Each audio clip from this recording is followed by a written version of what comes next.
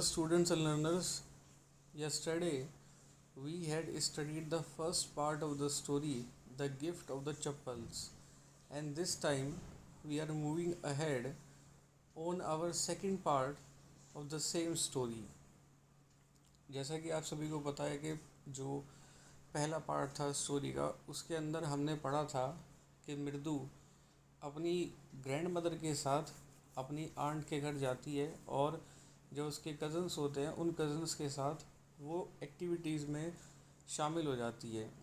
अब उसका जो कज़न है रवि, जिन्होंने अपने घर पर एक बिल्ली के बच्चे को पाला हुआ है, उसको दिखाता है और उसके बारे में बहुत सारी जानकारियाँ उसको देता है। अब जब वो बिल्ली के बच्चे को देख रहे होते हैं तो उनको एक बहुत ही चीखने की आवाज़ आती है, बहुत तेज़ चीखने की आवाज़ आती है, जिसको सुन कर के जो बिल्ली का बच्चा होता है वो डर के मारे दूसरी जगह जा कर के छुप जाता है। अब इस पर्टिकुलर समय पे, इस पर्टिकुलर क्षण में जो रवि है वो रवि इस चीज़ को एक्सप्लेन करता है कि ये गाने की आवाज़ है। अब ये गाना कौन गा रहा था, अब हम सेकंड पार्ट में इसको समझते हैं। Mridu came up to the window. Mridu window के पास गई। Lali was sitting a little distance away, awkwardly holding her violin and bow string.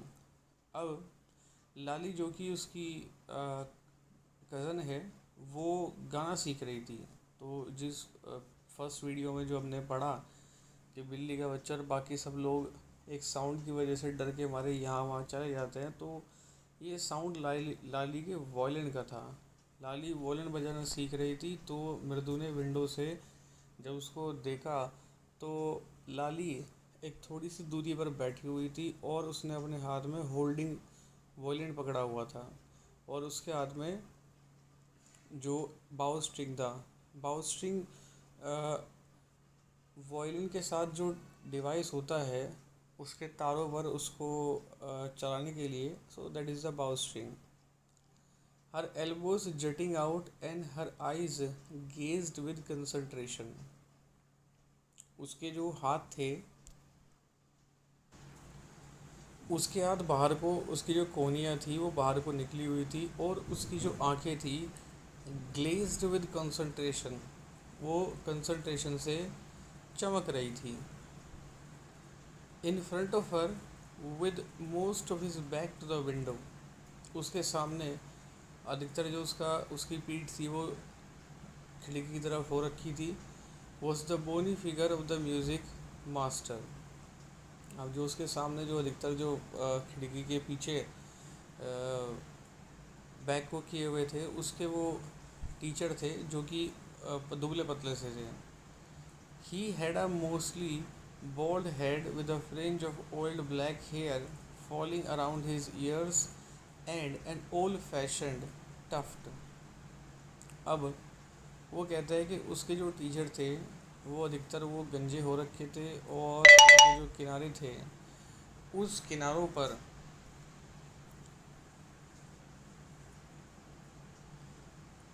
पर तेल लगाए हुए काले बार पड़े हुए थे उनके कानों पर, और उन्होंने पीछे बालों का जो गुच्छा था, चोटी, वो पुराने अंदाज में डाल रखा था।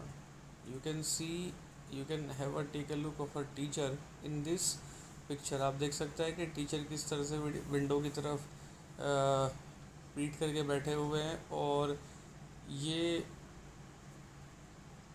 इनकी पोजीशन है। उनका जो चेहरा है वो आप देख सकते हैं कि ऊपर से वो गंजे हो रखे और पीछे से वो थोड़े थोड़े बाल, उनकी जो कनपटी है कान के पास वहाँ है और पीछे उन्होंने एक चोटी बना रखी है। A gold chain gleamed around his leathery neck. उनकी जो लेदरी नेक थी उसमें एक सोने की चेन लटक रही थी। And a diamond ring glittered on his hand as it glided up and down the stem of the violin. अब जैसे ही वॉयलिन पर अपना हाथ चला रहे थे तो उनके हाथ की जो डायमंड रिंग थी वो ऊपर नीचे हो रही थी। A large foot struck out from beneath his gold bordered vesty edge। और उनकी जो veshti is a Tamil expression for the dhoti, यानी कि उनकी जो धोती थी तो उस पर जो सोने की जरी का काम हुआ था, तो वो उसके उसके पैर जो थे वो बाहर निकले हुए थे। And he was beating time on the floor with the scrawny big toe, और ये पतले पतले जो उनके अंगूठे थे उनसे वो उनको बार बार हल्के हल्के से फ्लोर पर पटक रहे थे। He played a few notes, उन्होंने कुछ जो नोट्स थे वायलिन पर बजाए। Lali stumbled behind him on her violin which looked quite helpless and unhappy in her hands. अब लाली बार बार पीछे छूट रही थी और वायलिन उसके हाथ में जच नहीं रहा था। व्हाट अ डिफरेंस, क्या अंतर था। The music teacher's notes seem to float up and settle perfectly into the visible tracks of the melody. ऐसा लगता था जैसे म्यूज़िक टीचर के जो नोट्स थे उनका जो बजाने का तरीका था वो जैसे कि तैर रहा हो, और बहुत परफेक्ट तरीके से वो उस मेलोडी पर सेट हो जाता था, जो उसका तरीका था। It was like the wheels of a train fitting smoothly into the rails and wheezing along. ऐसा लगता था जैसे कि उनकी जो ट्रेन है उसके पहिए आराम से रेल की पटरियों में फिट हो जा रहे थे और वो बहुत स्मूथ तरीके से चल रहे थे। एज रवि सेड, जैसे कि रवि ने कहा, Mridu started at that huge beringed hand moving effortlessly up the violin's stem making lovely music. Mridu ने भी हालांकि एक बड़ा ही स्टार्टिंग की। Here beringed means the music master's wearing a ring. Mridu started at that huge bridged hand moving effortlessly up the violin stem making lovely music। अब मृदु ने उसको बहुत अच्छे तरीके से स्टार्ट किया था और उसकी जो म्यूज़िक मास्टर की रिंग थी जिसमें कि उसको जिस हाथ में उसने पहना हुआ था वो वायलिन के उस पर वायलिन पर बहुत एफर्टलेसली चल रहा था और मेकिंग लवली म्यूज़िक, और उससे शानदार म्यूज़िक निकल रहा था। Spock, there was lovely derailing again. Spock is it's a kind of a distant content word। जैसे आप छी वर्ड बोल देते हैं हिंदी में, so it's a that kind of word। So there was Lali derailing again, और देखो लाली दोबारा ट्रैक से हट रही थी। जैसा कि आपने पढ़ा है कि रवि कहता है कि म्यूज़िक टीचर की जो गाड़ी थी वो पटरी पर बहुत स्मूथ तरीके से चल रही थी, लेकिन लाली की जो गाड़ी थी वो बार बार पटरी से उतर जा रही थी। Here derailing means to be off the track. Amma came a wail from the gate, एक पुकार दरवाजे के पास सुनाई दी। Wail means a painful calling. Amma ओ Ravi sent the beggar away, cried his mother from the back veranda। बरामदे के पिछले हिस्से में जहाँ उसकी मदर बैठी हुई थी उन्होंने रवि को वहीं से कहा कि इसको यहाँ से भगाओ। Where she was chatting with Tapi, जहाँ वो तापी के साथ बातें कर रही थी। He has been coming here every day for the past week and it is time he found another house to beg from, पाती explained to तापी। पाती ने तापी से कहा कि ये पिछले हफ्ते से यहाँ रोज आ रहा है, अब इसके लिए टाइम आ गया है कि दूसरा घर ढूंढ ले भीख मांगने के लिए।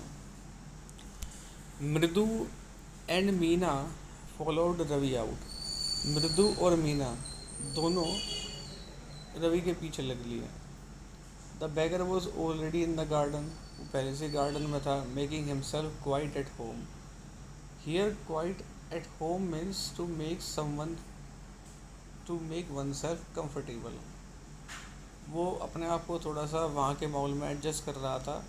He had spread his upper cloth under the neem tree and was leaning under the neem tree and was leaning against its trunk, apparently prepared to take a little snooze while he waited for the arms to appear। अब उसने क्या किया कि उसका जो ऊपर का कपड़ा था वो नीम के नीचे फैला दिया और नीम के सहारे जो उसकी टहनियाँ थी थोड़ा सा झुक गया और स्पष्ट रूप से दिखाई देता था कि वो अब एक नींद लेने के लिए, थोड़ा सा सोने के लिए वो तैयार है। जबकि while he waiting for the alms to appear, जब तक वो भीख मिलने का इंतज़ार कर रहा है, तब तक वो थोड़ा सोने के लिए तैयार था। आर्म्स, भीख। Go away, said Ravi sternly, Ravi ने बड़े सख्त अंदाज में कहा, जाओ यहाँ से। My paati says it is time you found another house to beg from, मेरी पाती कहती है कि ये तुम्हारे लिए समय आ गया है कि अब तुम इस घर से चले जाओ और दूसरे घर जाकर भीख मांगो। The beggar open his eyes very wide and gazed at each of the children one by one, beggar ने अपनी आंखों को खोला, बड़ा बड़ा करके दोनों बच्चों को एक के बाद एक करके देखा। The ladies of this house, he said at last, इस घर की जो औरतें हैं, उसने आखिरकार कहा, in a voice choked with feeling, उसकी आवाज़ जैसे किसी भावना से रुध गई थी। आर वेरी काइंड सोल्स, बहुत दयावान हैं। I have kept my body and soul together on the generosity for a whole week, मैं अपना जो गुजारा है वो उनकी इस दया पर निर्भर होकर पूरे हफ्ते कर सकता हूँ। Here body and soul means keep my body and soul together means manage to stay alive. He raised his voice, उसने अपनी आवाज़ को थोड़ा और ऊंचा किया। अम्मा, अम्मा ओ, said his wail might be, उसका जो रुदन करना था वो अम्मा अम्मा की आवाज़ में कर रहा था। But it certainly wasn't feeble, लेकिन ये कमज़ोर नहीं था।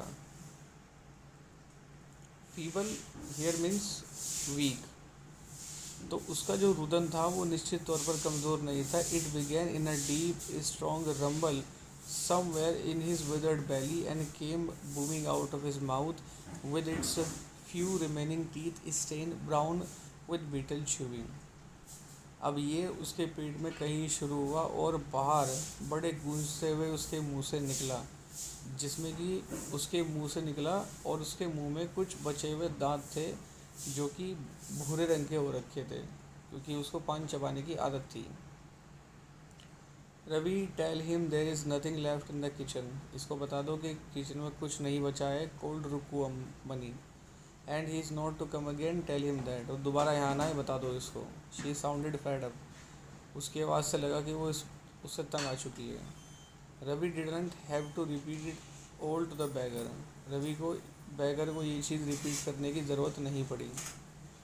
What his mother said had been easy for them all to hear there under the neem tree, और उसकी मदर ने नीम ट्री के नीचे सब लोग जो खड़े हुए थे, उसकी आवाज़ इतनी तेज़ थी कि सभी को अच्छे तरीके से वो आवाज़ सुनाई दे गई थी। The beggar sat up and sighed, beggar खड़ा हो गया और उसने आ भरी। I will go he said wearily, उसने थके थके से अंदाज में कहा, मैं चला जाऊँगा, मैं चला जाऊँगा। Verily, verily means in a tired manner, थके हुए। Only let me have a rest here under this tree, केवल मुझे इस पेड़ के नीचे थोड़ा रेस्ट कर लेने दो। The sun is so hot the tar has melted on the road, सूरज बहुत तेज़ है, यानी कि गर्मी बहुत तेज़ है, और जो टार है यानी कि रोड पे जो तारकोल होता है वो ऐसा लगता है जैसे वो रोड पर पिघल रहा हो। My feet are already blistered, यानी कि मेरे जो पैर हैं उनमें ऑलरेडी ब्लिस्टर, यानी कि छोटे छोटे जो इसको आप छाले बोलते हैं, मेरे पैरों में छोटे छोटे छाले हो गए हैं। He stretched out his feet to show large pink peeling blisters on the soles of his bare foot, उसके पैरों के नीचे यानी कि उसके पैरों के तलवों पर जो पिंक रंग के छोटे छोटे जो छाले हो गए थे वो उनको दिखाने के लिए अपने पैर को आगे कर देता है। I suppose he doesn't have the money to buy chappals, मुझे लगता है कि इसके पास चप्पल खरीदने के पैसे नहीं हैं। मृदु ने धीमी आवाज़ में मीना और रवि से कहा, have you got an old pair in the house somewhere, क्या तुम्हारे पास घर में पुरानी चप्पल है?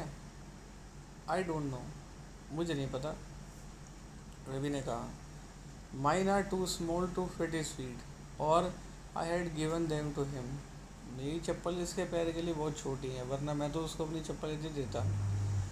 And his feet were larger than Mridu's and Meena's, और उसके जो पैर थे वो मृदु और मीना के पैर से भी बड़े थे। The beggar was shaking out his upper cloth and tightening his dhoti. अब बैगर अपने ऊपर वाले कपड़ों को हिला रहा था, शेक कर रहा था और धोती को टाइट कर रहा था। He raised his eyes and looked fiercely at the road, gleaming in the afternoon heat. उस आफ्टरनून हीट में सूरज की गर्मी से चमकती हुई रोड को उसने आंखें उठाकर बहुत डरे हुए अंदाज में देखा। He needs something on his feet, Meena said, her big eyes filling. It's not fair. ये ठीक बात नहीं है और इसको तो अपने पैरों में कुछ ना कुछ डालने के लिए चाहिए। मीना ने अपनी आंखों को, बड़ी बड़ी आंखों को कहा। Said Ravi, I am thinking about it, blubbering. उसने मटरिंग करने के अंदाज में कहा कि मैं इस बारे में सोच रहा हूँ। It's not fair, it's not fair, it's not going to help. इससे कुछ बात नहीं बनेगी। In 2 minutes he will be frying his feet on that road. अभी 2 मिनट के अंदर उसके पैर रोड पर जाएगा, नंगे पैर तो फ्राई हो जाएंगे। What he needs is a pair of chappals. उसको किस चीज़ की ज़रूरत है? एक जोड़ी चप्पल्स की। So where do we get them. अब वो हमें कहाँ से मिलेगी? Come, let us search the house. घर में ढूंढते हैं। He pushed Mridu and Meena into the house. उसने मृदु और मीना को घर के अंदर खींचा। जैसे ही मृदु ने बरामदे में कदम रखे तो मृदु की आंखें उन पुरानी दिख रही चप्पलों पर पड़ी जो उसने नोटिस की थी जब वो घर के अंदर आई थी। Ravi, she whispered to him. उसने रवि से बहुत धीमी आवाज़ में कहा, हुज आर दीज। ये किसकी है? Ravi turned and glanced at the shabby looking but sturdy old sleepers. Ravi ने उन shabby looking means not in a good condition, बहुत ही माने कि टूटी फूटी सी हालत में, बहुत ही जीर्ण शीर्ण हालत में दिख रही, लेकिन स्टर्डी, मजबूत उन ओल्ड चप्पल्स को देखा। So you can see on the screen on the left side, these are the chappals. He beamed and nodded. वो चमका, उसने गर्दन हिलाई। These are just the right size. हाँ, इनका साइज सही है, उसने कहा उनको उठाते हुए। मृदु and Meena followed him nervously back into the garden. मृदु और मीना ने हिचकते हुए उसके पीछे पीछे चली गार्डन की तरफ। So students and learners, this is the end of the second part of the story, The Gift of the Chappals, and in our next video we will find out what happens with the chappals and what it brings the consequences. Thank you.